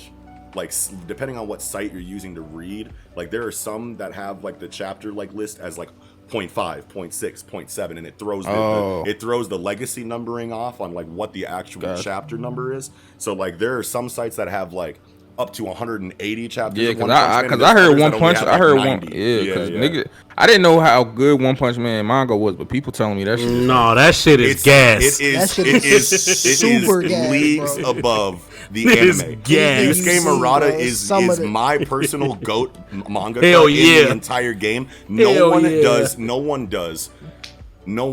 anything like this man. Detailing, choreography, movement, impact, everything, depth, panel texture, layout, paneling, everything. Bro. He is the GOAT in all of the check marks. Multiple checks in each category. Oh, but I definitely got to read it, with the pen. Bro, dead ass serious, bro. You will not see a more beautiful manga, I mean, in my opinion, than One Punch Man. Now, obviously, that's not to say that Kentaro Miura, Hirohiko Araki, I'm not going to stunt these panels. Takehiko Inoue, that's not to discredit any of them, but Boichi, you know what I'm saying? But Murata these just panels I see posted from Kingdom be pretty fire too. Kingdom is drastic too. Yeah, absolutely. I've seen Sensei drop some Berserk panels that I've been like, damn, I need to read this shit. Berserk is a different animal, baby. Oh man. But to Child Emperor, like he's outside of Gaara. Yeah, I think Child Emperor is probably like he's top 3. I think what hit so hard for me inside of Child Emperor is how long it took for us to see him do something, and I feel like this is a strength that a lot of mangaka really know how to do something with, and this is a strength that you don't see in every mangaka, because a lot of mangaka get really excited and have like amazing characters that they can't wait to give to people, so they get impatient and they go, here's everything about my character that I've been hyping up and that I've been excited to give you guys. But I feel like when you use moderation and you use like slight, subtle, instances of introducing that character, letting everyone know about how, world renowned they are, then taking them away from the story for X amount of time, then bringing them back subtly here and there until they finally get their drastic moment hundreds of chapters after they're introduced. I feel like that's the best execution possible for characters that you care deeply about. And I feel like Child Emperor, when you first see him, you're like, what's this little ass fucking kid doing at this fucking hero? That's why I'm excited. You know what I'm saying? And you don't see him. You don't see him do shit for a long time after that. Yeah. Hey, Sin, real quick. Yeah. So the chapter you want to start on is 85, but I think you should just start from like 75. You should read Metal Bat versus Elder Centipede and Garo in the honestly, manga. I will read that whole season. I will read that whole season. But if you don't want to, read like start where Garo is fighting the A class. Yeah, start there and then keep going. But trust me, bro, you need to read Metal Bat versus Garo in the manga, bro. You need. That's why people different, bro. That's why people hate on the anime, bro. It's not that the anime was actually they hold that fight. Though. It just doesn't live up to what he did. It don't feel the same, bro. It don't feel the same. It doesn't live up to it. Sure. Yeah, I'm excited to read it though because there's so many like S class heroes I want to see fight, man. Yeah, that I have. You gonna see most of them fight. Atomic Samurai's shit in the manga is drastic, bro. Nigga, what? Him and Flashy Flash. He's got him and Flashy Flash, bro. Him and Flashy Flash, but Atomic Samurai. Yo, I want to see the big ass motherfucking Billy Blanks looking ass nigga. Oh, Darkshine. Hey, don't even. He said Billy Blanks. Billy Blanks, Tabo. The Sensei leg glove looking ass. Oh my god, what did he say in that video? He said that's not all you can see for $4.95 with your Blockbuster card. I got a video of me and Billy Blanks in Thailand doing Thai bow with some bow ties. You feel what I'm saying? Hey, yo. Oh my god, hold on, bro. Okay, so yes, you need to, and Sin, I'm super excited for you to read the One Punch Man manga, because when you see what these fights look like in this manga, bro, I would suggest reading it on an iPad, on a computer if possible, but if you gotta go it on your phone, you can't miss no matter what you do. But when you see these fights in this manga, bro, you are going to be like, I have never seen choreography like this in anything that I've ever read. I'm gonna fuck around, make a video about this shit. Bro, please make a video about One Punch Man is the only bro, I got one pit. Bro, I have so many One Punch Man reviews out there that got fucking demonetized because I was putting the chapters in some manga panels in there because that shit was just so cold. Yeah. So One Punch Man is the only manga I read on my TV. I swear you need to. You need to. Yes, GB. Thank you. It's the only one I read on my TV. I read One Piece when I wake up in the morning. I just roll over to the side of the bed and read that shit on my iPad or my phone. But One Punch Man, I plug into the computer. I plug the computer into the TV and I read it on my TV. Fuck yeah, dude. Fuck yeah. Okay. Let's. Do you have anything else you wanted to say about Child Emperor? Because that's all I had. Bro. All right. I kind of want to wind down here. I don't want to take up too much time. I'm gonna throw my last pick out here. I don't know if you guys fuck with Beelzebub. But yeah, I heard about it, but I haven't watched. I haven't read it. I watched like the first 12 episodes. Oh yeah. It would. Go ahead. It's tight. No, it's tight. Yeah, absolutely. Go ahead and say what you want to say because we're talking about Baby Beal. You feel me? I may not have seen all that you've seen. Yeah. I don't. He hadn't gotten less annoying. Yeah. At that point yet. Yeah. So I'm interested to hear what you're gonna say. I would definitely say continue, and I'm not going to spend too much time on Baby Beal. The reason why he's on my list is just because I never expected to see a baby character inside of a literal infant inside of anime and manga actually have like a demon inside of him or be a demon. Oh, okay. You know what I mean, or represent like a god of destruction. You know what I mean? So right. that kind of like Koenma. Koenma. Oh yeah. Well, you have Koenma too. Yeah, absolutely. But like. And you want to know what? Koenma is a really good point. So I guess I had seen it before. But Koenma was fucking crazy too. We might as well just talk about Koenma. But yeah, shout outs to Baby Beal. He's on my lightning round list. All right, Baby Beal. But going into Koenma, let's talk about Koenma. That's actually way better. And I don't know why I didn't even think about Koenma if I'm such a huge Togashi fan. But I had Koenma in the tuck, but I'm like, niggas gonna say Koenma. Yeah. Well, here we are, right? Here we are. Koenma inside of Yu Yu Hakusho was so fucking cool because this is another reason why he fits on this list is because you have that counter to what your initial expectations are for a character aspect to like what goes into this list or what goes into this conversation. And when Koenma is introduced, I don't think I've ever seen a character profile like this before. You have a baby with a fucking binky in his mouth doing paperwork and stressed out about like real world adult like office worker stress and whatnot, you know what I mean? And you know that he's in this like crazy high position of power, and like you think that he's just like a literal baby who's just like the son of the son of Satan basically, who fucking like is like stuck doing clerical work. But then in the Dark Tournament, this motherfucker's a grown ass man. Take the binky out and he's doing things now. You know what I'm saying? And that was so crazy to me. You know what I'm saying? When I seen him take the binky out, he's doing shit. Yeah, they're like I never expected Koenma to actually turn up and activate inside of Yu Yu Hakusho, like based on what I saw from his character like coming up. But yeah, man, fuck yeah. The whole composed like walking upright with his arms behind him like he's a like he's an old ass man. You know how the old men walk? Anime like walking like that. That shit always kills me when he's walking through. Wow, yeah. Yo, dude. I zoned out for a second because I was texting. Yo, but we talking about Koenma right now? We're talking about Koenma, dude. Yes, sir. Let's go. Let's go. Dude, isn't Koenma, dude, GB fucking brought him up. I was going to talk about fucking Beelzebub. I said, nope, let's go into the show. You got to bring up Tyler, bitch, man. Yeah. Bro. I had an honorable mention on my list from Yu Yu Hakusho actually, but it's not really. He's not really a character, but it was a Rinku? kid. Nah, it was a kid that was chasing the ball. Funny as hell. Funny as hell. Bro, because he started the whole story, yo. He started it all. He started it all. Like the mouse that saved the universe. Yeah, bro. From Avengers. Bro, holy you know what I'm saying? I gotta show him love, bro, because he started my favorite anime, yo. Yes, you know what I'm saying? Wow. Okay, shout outs to Kid with the Ball. Shout out to Kid with the Ball. You know what I'm saying? Oh my God. Kid with the ball. Okay. But Koenma though. Yes, Koenma though.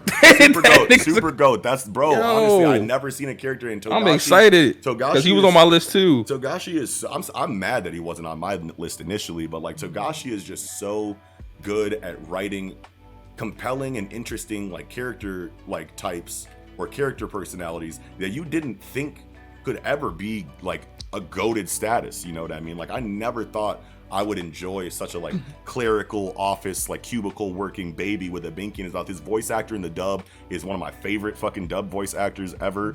Yeah. Fucking like, you know what I mean? Like he sounds like a fucking like old, like, you know, beat cop New Yorker, like Gotham, you know what I'm saying? Like officer, but like with the voice of a kid, like at the same time. You know what I mean? Like he's got that like New Yorker kind of like accent to it to a certain degree. And I love man, dude, Koenma's so fucking good. Can I add here? Yeah, go ahead, man. I just had a tie-in moment. Yeah. So we talked earlier about Killua, and I'm always telling people, you know, like Togashi really, Yu Yu is cold in itself. Yeah. But I really like he was practicing with Yu Yu to really write the type of like characters and the exposition that he has in Hunter x Hunter. Absolutely. I really like, now that we're talking about it, it's a lot of elements that make Killua great that exist within Koenma. Yeah, wow.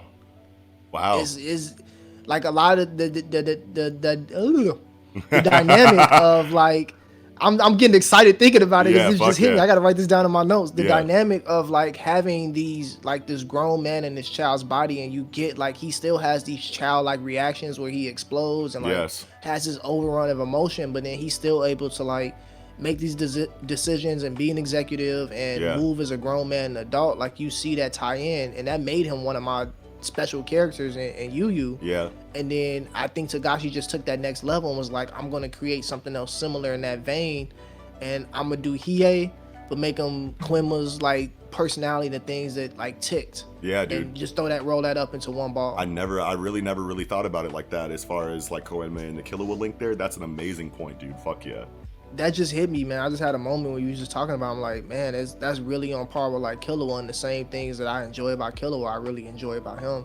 Absolutely. And it's sometimes it's awesome. Like I go back and rewatch both the series like back to back. Yeah. Just to see like Togashi, like the evolution and like how you can just see how he built on one story. Yeah. I feel like he got to the end of Yu Yu and was like, I know what I want to do. I gotta like wrap this shit up. Yeah. So I can get into the next vibe. Right. Yeah. 100%. I felt that too. Absolutely. Is there anybody else have anything else they wanted to say about Koenma? Wow. Nah, he's that nigga though. He is that nigga. Fuck yeah, undeniably. A little young nigga. Hell yeah. Well, this has been an incredible conversation. Synsei Inc. GB, thanks for joining me, man. It's always a pleasure to have you on the show. Of course, Synsei. man. Yeah, and family. And I'm so glad that GB and Synsei were finally able to come on the show. I'm gonna put their links for their respective series and their respective shows and podcasts down in the description for you guys. Please check their content out. If you loved everything about this conversation or anything about this conversation, you will find definite aspects of that inside of their own, avenues as well. So definitely go give them a shout, go give them a listen, go give them a look. But that's gonna do it for this episode of Tangential Tie-Ins, you guys. Child demons, the strongest and most dangerous children inside of anime and manga. Thank you again, Sensei, for the amazing topic idea. Can't wait to do it again. And check out the link tree down below. That's where you're gonna see Project Manga. Yo, we gotta come back for the whole anime character. Yeah, bro. most whole anime. If you don't hit me up to come back for that, bro, it's beef. I got you. No. Mark my words. It's immortalized on this episode. I already said we running this back. Most whole anime characters is definitely happening, but. Check us out on Spotify, check us out on Apple Music, check us out on any other audio-only platform that you would like to consume podcasts on. We are definitely not just YouTube, and you'll find the links for those different platforms inside of our link tree, inside of our description. Other ways to donate to Project Manga, also our Twitch channel that we're trying to get off the ground as well, will be in the link tree or inside of the description as well as, like I said, all of these guys' YouTube channels and podcast links will be down there too. But that's going to do it for this episode of the Project Manga Podcast. Wrapping up, I'm M.A.N.G.A. That's GB from Worst Generation Podcast. That's Sensei LeGlove from the YouTube channel with the same name, and Synsei Inc. from the YouTube channel with the same name. We're out of here, you guys. We'll catch y'all next time. Peace. Bye, niggas. Yes. Yeah.